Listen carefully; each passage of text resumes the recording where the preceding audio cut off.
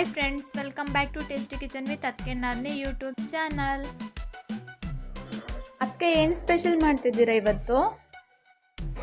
ಇವತ್ತು ನಾನು ವಡೆ ಮಾಡ್ತಿದ್ದೀನಿ. ಈ ವಡೆ ಏನು ಗೊತ್ತಾ, ಒಂದು ವಾರಾಂಗಟ್ಲೆ ಇಟ್ಕೊಂಡು ತಿಂದರೂ ಏನೂ ಆಗಲ್ಲ. ತುಂಬ ಕ್ರಿಸ್ಪಿಯಾಗಿರುತ್ತೆ ಮತ್ತು ಟೇಸ್ಟ್ ಕೂಡ ತುಂಬ ಚೆನ್ನಾಗಿರುತ್ತೆ. ಹೇಗೆ ಮಾಡೋದು ಅಂತ ನಿನಗೂ ಹೇಳ್ಕೊಡ್ತೀನಿ ಬಾ. ವಾವ್, ವಡೆ ಅಂದರೆ ಯಾರಿಗೆ ತಾನೇ ಇಷ್ಟ ಆಗಲ್ಲ, ಎಲ್ರಿಗೂ ಇಷ್ಟ ಆಗುತ್ತೆ. ಬೇಗ ಸ್ಟಾರ್ಟ್ ಮಾಡಿ, ನಾನಂತೂ ತಿನ್ನಬೇಕು. ಏನೇನು ಬೇಕು, ಹೇಗೆ ಮಾಡೋದು ಅಂತ ನೋಡೋಣ ಬಾ. ನೆನೆಸಿಟ್ಕೊಂಡಿರೋಂಥ ಕಡಲೆಬೇಳೆ, ಸಣ್ಣದಾಗಿ ಹೆಚ್ಚಿರೋಂಥ ಈರುಳ್ಳಿ, ಹಸಿಮೆಣ್ಸಿನ್ಕಾಯಿ, ಒಂದು 3 ಒಣಮೆಣ್ಸಿನ್ಕಾಯಿ, ಎಣ್ಣೆ, ಶುಂಠಿ, ಬೆಳ್ಳುಳ್ಳಿ, ಜೀರಿಗೆ, ಮೆಣಸು, ಚಕ್ಕೆ, ಲವಂಗ, ಉಪ್ಪು, ಸಬ್ಬಸಿಗೆ ಸೊಪ್ಪು, ಕೊತ್ತಂಬರಿ, ಅರಿಶಿಣ ಪುಡಿ, ನೆನೆಸಿಟ್ಕೊಂಡಿರೋಂಥ ಅಕ್ಕಿ ಒಂದು ಸ್ವಲ್ಪ, ಒಂದು ಸಣ್ಣ ಮಿಕ್ಸಿ ಜಾರಿಗೆ ಒಂದು 4ರಿಂದ 5 ಚಕ್ಕೆ ಹಾಕ್ಕೊಳ್ಳೋಣ, ಒಂದು 7ರಿಂದ 8 ಲವಂಗ ಹಾಕ್ಕೊಳ್ಳೋಣ. ಅದ್ರ ಜೊತೆ 1-1.5 ಸ್ಪೂನ್ ಆಗೋಷ್ಟು ಮೆಣಸು ಕೂಡ ಹಾಕ್ಕೊಳ್ಳೋಣ. ಅದ್ರ ಜೊತೆಗೆ ನಾವು ಜೀರಿಗೆ 1 ಸ್ಪೂನ್ ಆಗೋಷ್ಟು ಹಾಕ್ಕೊಂಡು, ಸ್ವಲ್ಪ ಬೆಳ್ಳುಳ್ಳಿ, ಸ್ವಲ್ಪ ಶುಂಠಿ, ಅದ್ರ ಜೊತೆಗೇ ನಾನು ಹಸಿಮೆಣ್ಸಿನ್ಕಾಯಿ ಮತ್ತು ಒಣಮೆಣ್ಸಿನ್ಕಾಯಿ ಕೂಡ ಹಾಕ್ಕೊಳ್ತೀನಿ. ಒಣಮೆಣ್ಸಿನ್ಕಾಯಿ ಕೂಡ ಹಾಕ್ಕೊಂಡ್ರೆ ಕಲರ್ ಚೆನ್ನಾಗಿ ಬರುತ್ತೆ. ಹಾಗಾಗಿ ನಾನು ಒಣಮೆಣ್ಸಿನ್ಕಾಯಿ ಒಂದು 3-4 ತೊಗೊಂಡಿದ್ದೀನಿ. ಈಗ ಇದನ್ನೆಲ್ಲ ನಾವು ನೀರು ಹಾಕ್ದಲೇ ಮಿಕ್ಸಿಗೆ ಹಾಕ್ಕೊಳ್ಳೋಣ. ಸ್ವಲ್ಪ ದಪ್ಪ ಥರನೇ ಇರಲಿ, ಈ ಥರ ನಾವು ಮಿಕ್ಸಿಗೆ ಹಾಕ್ಕೊಳ್ಳೋಣ. ಈಗ ಒಂದು ದೊಡ್ಡ ಮಿಕ್ಸಿ ಜಾರಿಗೆ ನೆನೆಸಿಟ್ಕೊಂಡಿದ್ವಲ್ಲ ಕಡಲೆಬೇಳೆ, ಅದನ್ನು ಹಾಕ್ಕೊಳ್ಳೋಣ. ಅದನ್ನು ಕೂಡ ಸ್ವಲ್ಪನೇ ಹಾಕ್ಕೊಂಡು ನೀರು ಹಾಕ್ಕೊಳ್ದಲೇ ರುಬ್ಕೊಳ್ಳೋಣ. ಜೊತೆಗೆ ಒಂದು 3 ಸ್ಪೂನ್ ಆಗೋಷ್ಟು ನೆನೆಸಿಟ್ಕೊಂಡಿದ್ವಲ್ಲ ಅಕ್ಕಿ, ಅದನ್ನು ಕೂಡ ಹಾಕ್ಕೊಂಡು ರುಬ್ಕೊಳ್ಳೋಣ. ಕಡಲೆಬೇಳೆನ ನಾವು ತುಂಬ ಹೊತ್ತು ನೆನೆಸೋ ಅವಶ್ಯಕತೆ ಇಲ್ಲ, ಜಸ್ಟ್ ಒಂದು 2 ಅವರ್ ನೆನೆಸ್ಕೊಂಡ್ರೆ ಸಾಕು.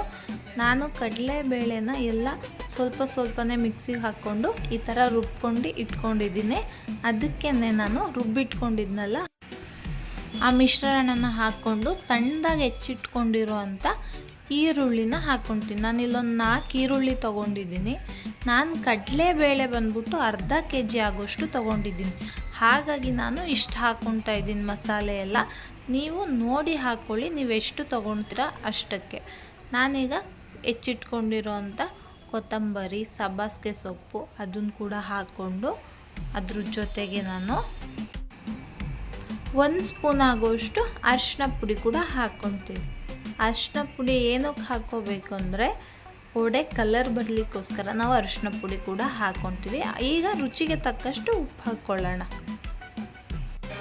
ಈಗ ನಾನು ಚೆನ್ನಾಗಿ ಮಿಕ್ಸ್ ಮಾಡ್ಕೊತೀನಿ. ಈರುಳ್ಳಿ, ಸೊಪ್ಪು ಮತ್ತು ರುಬ್ಬಿ ಹಾಕಿದ್ವಲ್ಲ ಪೇಸ್ಟು ಅದು, ಮತ್ತು ಕಡಲೆಬೇಳೆ ರುಬ್ಬಿಟ್ಕೊಂಡಿದ್ವಲ್ಲ ಅದೆಲ್ಲ ಚೆನ್ನಾಗಿ ಮಿಕ್ಸ್ ಆಗಬೇಕು. ಆ ರೀತಿ ನಾನು ಚೆನ್ನಾಗಿ ಮಿಕ್ಸ್ ಮಾಡ್ಕೊತೀನಿ. ನಾವು ಕಲಿಸ್ತಿರೋ ಮಿಶ್ರಣ ದಪ್ಪ ಇದೆ, ತಟ್ಲಿಕ್ಕೆ ಕಷ್ಟ ಅನಿಸ್ಬೋದು, ವಡೆ ಒಡೆದೋಗ್ಬೋದು ಅನ್ನೋ ಥರ ಇದ್ದರೆ ಇದನ್ನು ನಾವು ಒಂದು ಸಲ ಮಿಕ್ಸಿಗೆ ಹಾಕ್ಕೊಂಡು, ಒಂದೊಬ್ಬೆ ಮಿಕ್ಸಿಗೆ ಹಾಕ್ಕೊಂಡು ರುಬ್ಕೊಂಡು ಇದಕ್ಕೆ ಹಾಕ್ಕೊಂಡ್ರೆ ನೈಸ್ ಆಗುತ್ತೆ. ಆವಾಗ ನಾವು ತಟ್ಲಿಕ್ಕೆ ಈಸಿ ಆಗುತ್ತೆ. ಒಬ್ಬೊಬ್ಬರು ಅಕ್ಕಿ ಹಿಟ್ಟು ಕೂಡ ಹಾಕ್ಕೊಳ್ತಾರೆ. ಯಾಕೆ ಹಾಕ್ಕೊಳ್ತಾರೆ ಅಕ್ಕಿ ಹಿಟ್ಟಂದರೆ, ಈ ಮಿಶ್ರಣ ತೆಳ್ಳಗಾದರೆ ತಟ್ಲಿಕ್ಕೆ ಬರಲ್ಲ, ಆಗ ಅಕ್ಕಿ ಹಿಟ್ಟು ಕೂಡ ಹಾಕ್ಕೊಳ್ತಾರೆ. ನಾನು ತೆಳ್ಳಗಾದರೆ ಹಾಕ್ಕೊಳ್ತೀನಿ, ಬಟ್ ನಾನಿಲ್ಲಿ ಅಕ್ಕಿ ಹಾಕಿದ್ದೀನಿ ಹಾಗಾಗಿ ಹಾಕ್ಕೊಳ್ಳಲ್ಲ. ಮತ್ತು ಈ ಹದ ಕರೆಕ್ಟ್ ಇದೆ ತಟ್ಟಲಿಕ್ಕೆ, ಸೊ ಹಾಗಾಗಿ ನಾನು ಹಾಕ್ಕೊಳ್ಳಲ್ಲ. ಈಗ ಚೆನ್ನಾಗಿ ಮಿಕ್ಸ್ ಆಗಿದೆ. ಇದನ್ನು ನಾನು ಉಂಡೆಗಳು ಮಾಡ್ಕೊಂಡು ಇಟ್ಕೊಳ್ತೀನಿ. ಉಂಡೆಗಳು ಮಾಡ್ಕೊಳ್ಳೋ ಅಷ್ಟರಲ್ಲಿ ಎಣ್ಣೆ ಕಾಯ್ಲಿಕ್ಕೆ ಇಟ್ಬಿಡೋಣ. ಬಾಣಲಿಲಿ ಎಣ್ಣೆ ಕಾಯ್ತಾ ಇರಲಿ.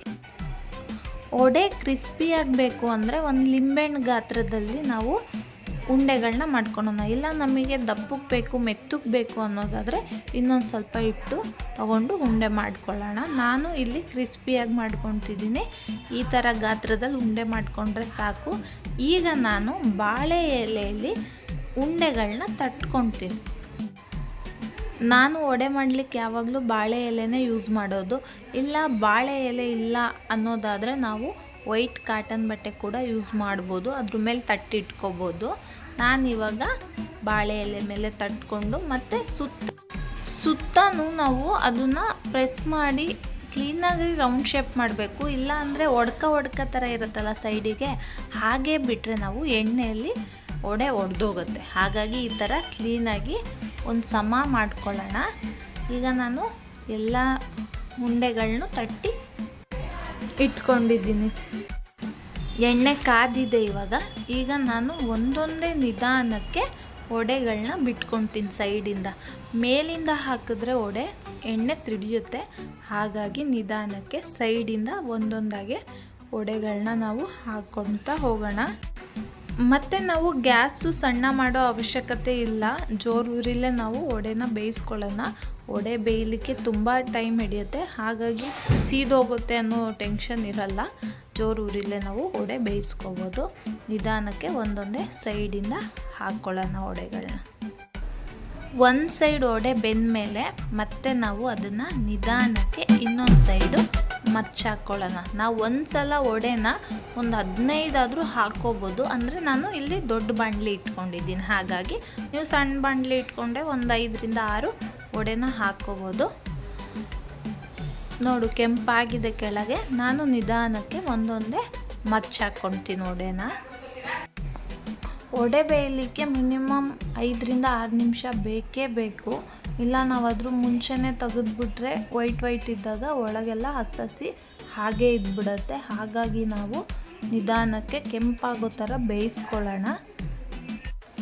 ನಾನು ತೆಳ್ಳಗೆ ತಟ್ಕೊಂಡಿದ್ದೀನಿ. ನಮ್ಮ ಮನೇಲಿ ಎಲ್ರಿಗೂ ಗರಿಯಾಗಿ ಕ್ರಿಸ್ಪಿಯಾಗಿದ್ರೇ ಇಷ್ಟ, ಹಾಗಾಗಿ ನಾನು ತೆಳ್ಳಗೆ ತಟ್ಕೊಂಡಿದ್ದೀನಿ. ಇಲ್ಲ ತೆಳ್ಳು ಬೇಡ ದಪ್ಪ ಬೇಕು ಅನ್ನೋದಾದರೆ ನಾವು ಸ್ವಲ್ಪ ದಪ್ಪಕ್ಕೆ ತಟ್ಕೊಂಡ್ರೆ ಆಯಿತು. ಈಗ ವಡೆ ಬೆಂದಿದೆ. ಈಗ ನಾನು ಸೋರು ಹಾಕ್ಕೊಳ್ತೀವಲ್ಲ ಆ ಥರ ಪಾತ್ರೆಗೆ ನಾನು ವಡೆಗಳನ್ನ ತೆಗೆದಿಟ್ಕೊಳ್ತೀನಿ. ರೆಡಿಯಾಗಿದೆ ವಡೆ. ಟೇಸ್ಟ್ ಮಾಡಿ ಹೇಳು ಹೇಗಿದೆ ಅಂತ. ಅದಕ್ಕೆ ವಡೆ ಅಂತೂ ಸೂಪರಾಗಿದೆ, ಕ್ರಿಸ್ಪಿಯಾಗಿದೆ ಮತ್ತು ಟೇಸ್ಟು ಕೂಡ ತುಂಬ ಚೆನ್ನಾಗಿದೆ. ನಿಮಗೂ ವಡೆ ತಿನ್ಬೇಕನ್ನಿಸ್ತೀಯಾ? ಮತ್ತು ಯಾಕೆ ಲೇಟು, ಈಗಲೇ ಹೋಗಿ ಟ್ರೈ ಮಾಡಿ. ಟೇಸ್ಟ್ ಅಂತೂ ಆಸಮ್ ಆಗಿದೆ. ಇದೇ ಥರ ಮೋರ್ ವೀಡಿಯೋಸ್ಗಾಗಿ ನೋಡಿ ಟೇಸ್ಟಿ ಕಿಚನ್ ವಿತ್ ಅದಕ್ಕೆ ನಾದ್ನಿ. ಇನ್ನೂ ನಮ್ಮ ಚಾನಲ್ನ ಸಬ್ಸ್ಕ್ರೈಬ್ ಮಾಡಿಲ್ಲ ಅಂದರೆ ಸಬ್ಸ್ಕ್ರೈಬ್ ಮಾಡಿ, ಲೈಕ್ ಮಾಡಿ, ಶೇರ್ ಮಾಡಿ, ಕಮೆಂಟ್ ಮಾಡಿ ಮತ್ತು ಪಕ್ಕದಲ್ಲಿರೋ ಬೆಲ್ ಐಕಾನ್ನ ಕ್ಲಿಕ್ ಮಾಡಿ. Thank you.